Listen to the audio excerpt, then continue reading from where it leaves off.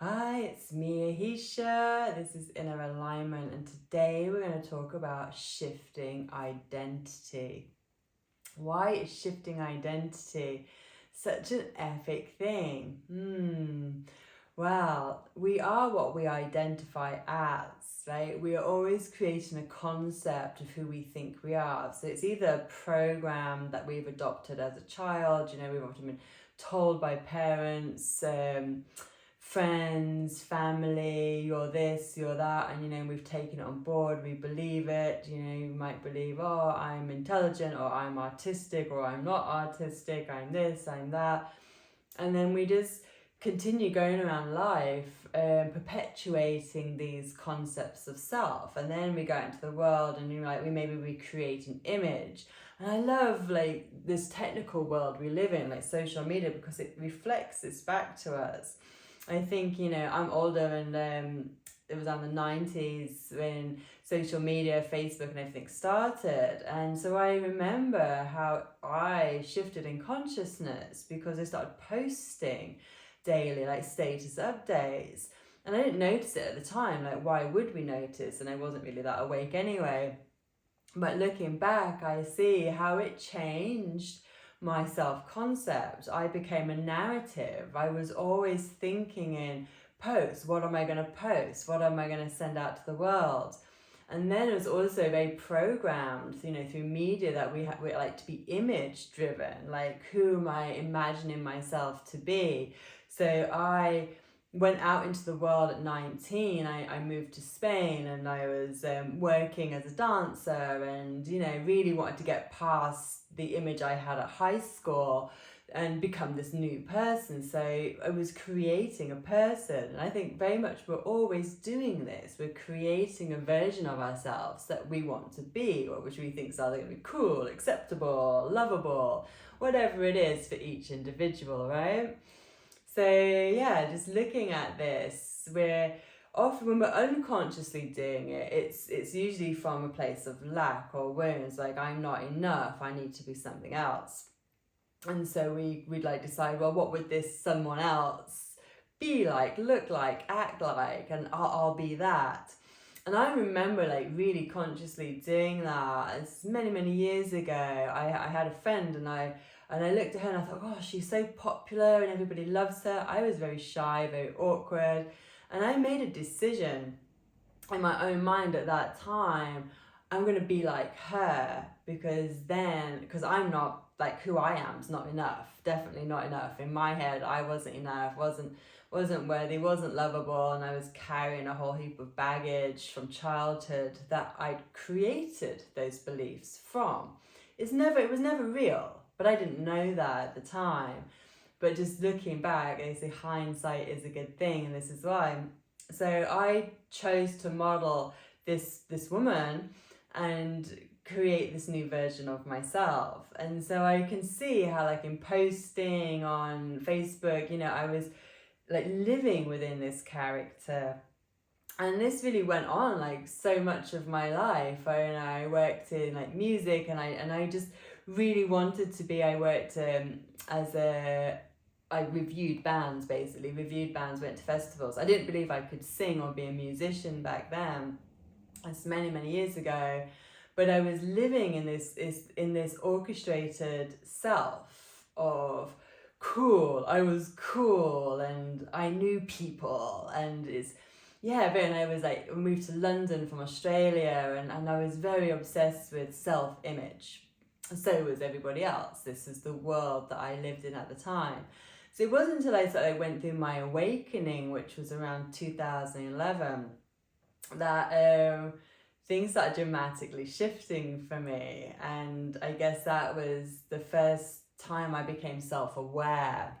And from that awareness of identity, of image, and the concept of ego, and that maybe I'm not these things. And it has been a journey, I can tell you, a journey of evolution, because I remember, getting out of the identity, the old identity, and I went through a name change. My old name, my birth name was Vanessa, And actually my first one, I dropped my last name, I became Vanessa Ellen, and was living in that character, and thinking I'm dissolving my ego. But what it actually was doing was creating a whole new one, a spiritual ego.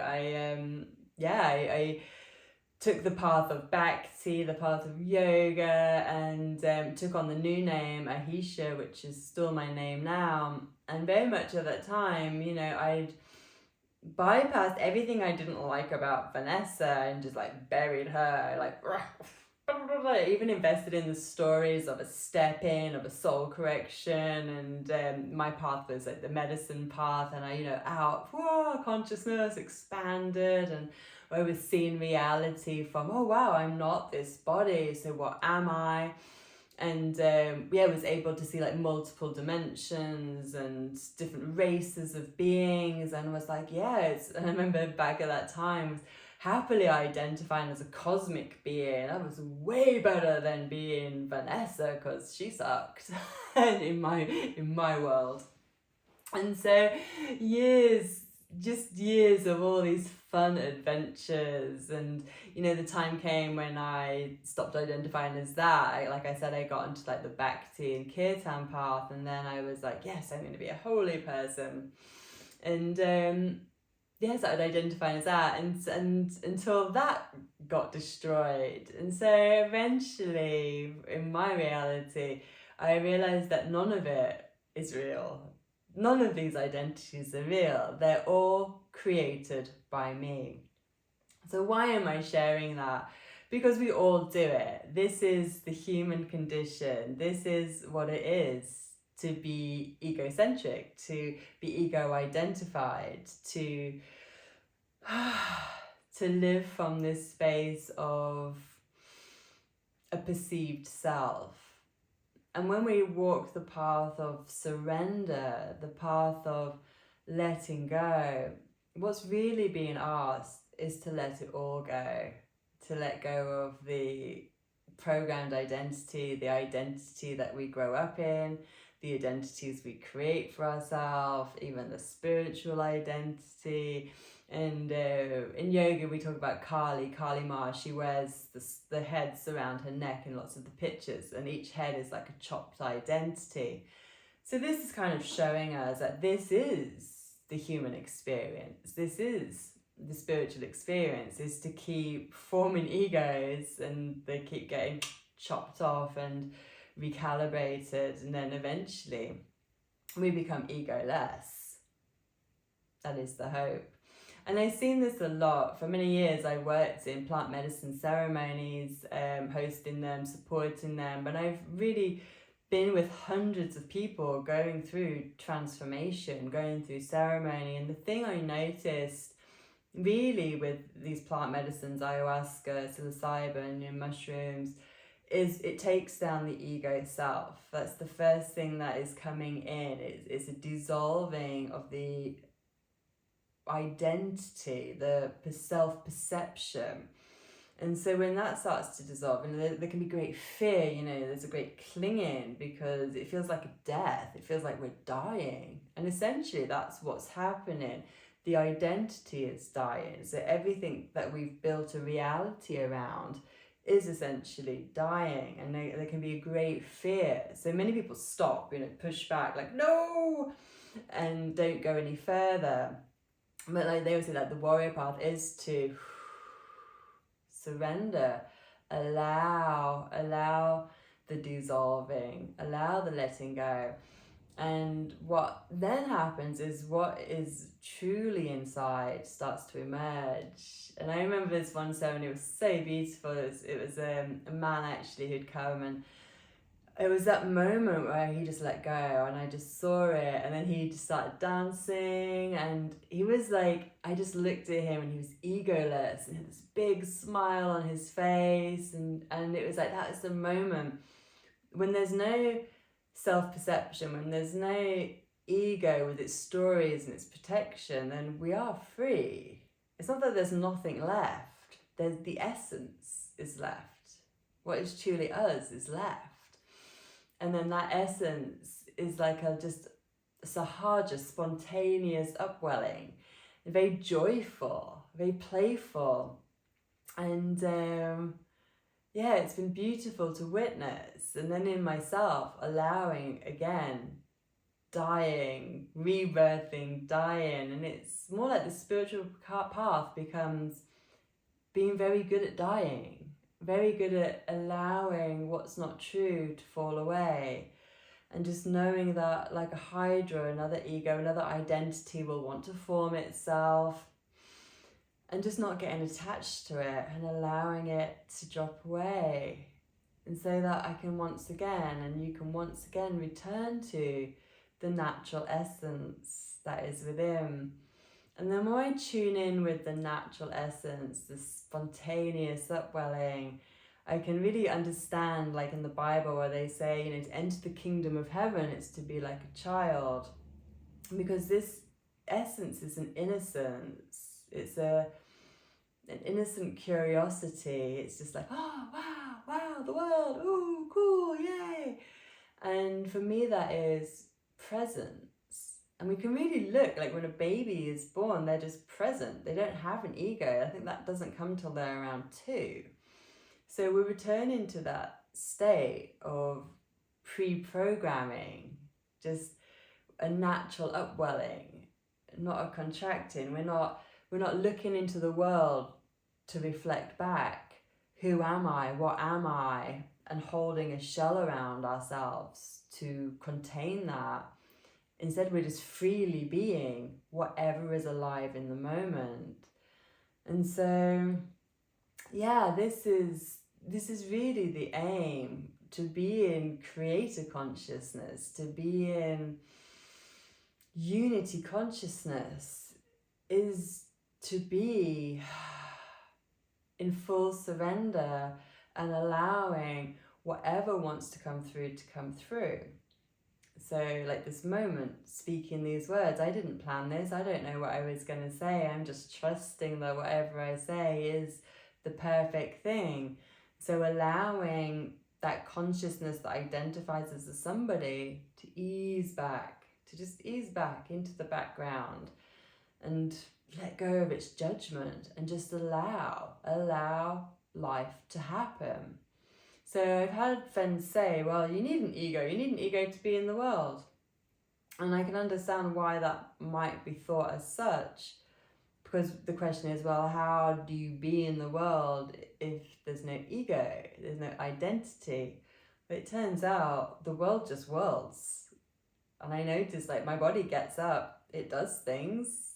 There's like an inspiration comes through, like right now I'm making this video.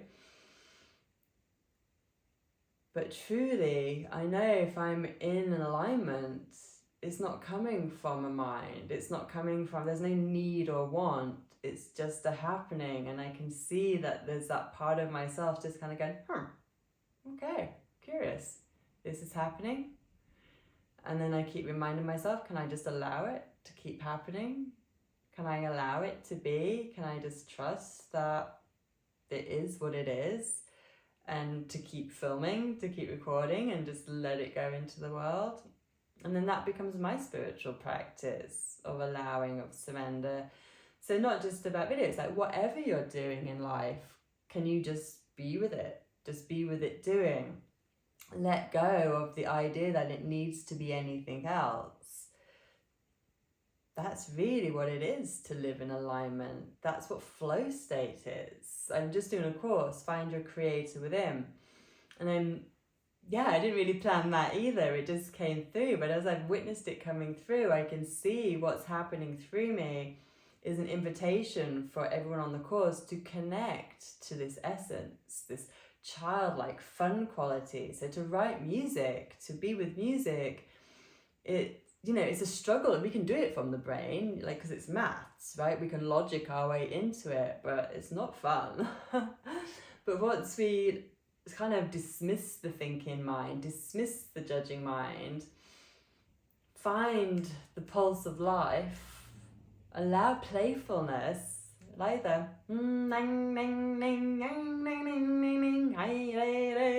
allow the bounciness, the funness, it just seems to come through. And so I guess this is what people call channeling, like we're channeling, so it's like you're tuning in with an energy. So I might like look at, there's a plant just here, so I tune in with that plant, just allow natural joy and feel, and they were like,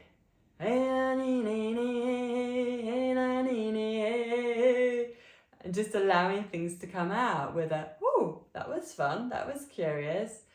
But if I was to allow the judging mind, I probably wouldn't do it. It would be like, well, that's silly, don't do that, definitely don't do that on camera, and then it's just a block system. So yeah, this is really what I want to talk about, is this allowing, just allowing spontaneity to come forward, allow joy, allow being. And that's, I think, what this path really, aligning, when I'm aligned to my inner being, there is no other. I look at the camera right now and I know I'm not even talking to anyone. There's no one there. There's only one. And I am all of it. And it is all me. And so then the question comes, why am I doing this? Then it's like, well, if it's fun, I'm going to do it. If it causes me stress, maybe I don't want to do that. And then I'm surrendering to, can I live my life this way? To just allow things to evolve through joy, through fun, through play, and then see what kind of world gets created from that. And I have been doing this for a year now, and my world is pretty amazing. So it definitely does work. It's so good not to operate from mind, from these old stories of you need to do this, you need to do that, you need to be this, you need to identify. And the more I let go of identities, the more I let go of thinking I need to be anyone, oh my goodness, the happier I feel. And I also want to share that it's almost, this is what I learned from the medicine path as well. They always say the only way there is through. Especially I worked with Kambo. I was a Kambo practitioner for a few years. That was my first discipline. And it's like, that's a strong purging medicine, and it's very quick but very powerful. And so the real takeaway was, the only way is through. You just have to surrender and go through, like allow it to move through you. And then that has been like a lesson for life, because the more you just allow it to move through, it's always perfect. We're always going to be all right. So yeah, that relates to the letting go of the ego, the allowing to die. Can often feel like leaning into madness. And for me, that was the big thing of like, oh my gosh, am I insane? Am I insane? But if we really think about it, this world, when I look out into the world and have conversations, I think the agreement reality that most people are living in is insane. That is insane. It's hell. It's like living in hell, living separate from our creator, living separate from your creator, is hell. It's suffering. It's what the Bible talks about. It's what the spiritual scriptures talk about. Suffering is living in a realm of mind where one is powerless, where one is a victim to whatever's going on. It's so awful. And so to shift realities is to step out of insanity into sanity. But when everyone is claiming that insanity is sanity, it seems like you're stepping into insanity, but you're not. You're actually waking up into sanity. Sanity is knowing that all is one, all is well, God is real as you perceive it. There is a divine power, there is a power beyond the mind, beyond the ego, which is orchestrating all of this for your benefit, for your awakening, for your salvation. And the sooner you lean into it, the sooner you exit the insanity of duality, the insanity of believing you are separate from your own source, the sooner you return to peace, to equanimity, to sovereignty, to agency, to allowing creation to flow through you. You get to be the witness on the most epic journey, the most wonderful movie. This is what inner alignment is about. Inner alignment, to be at one with the whole cosmos, to be at one with oneself, to be at peace.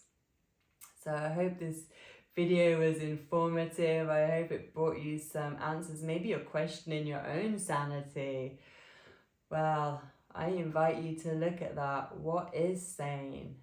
I had this really good teaching and it was so simple. If you're thinking something and it doesn't feel good in your body, it isn't true. If you're thinking something, it feels good in your body, then it's true. So this is the North Star. This is the litmus test, is that what you call it? This is the measure. This is how you know. It's something you can anchor yourself in if it all gets a bit, discombobulating. You can anchor yourself in the simple truth. If I'm thinking something and it doesn't feel good in my body, it's not true. I can discount it. I can reframe. And if it feels good in my body, it's truth. Because truth always feels spacious, calm, true.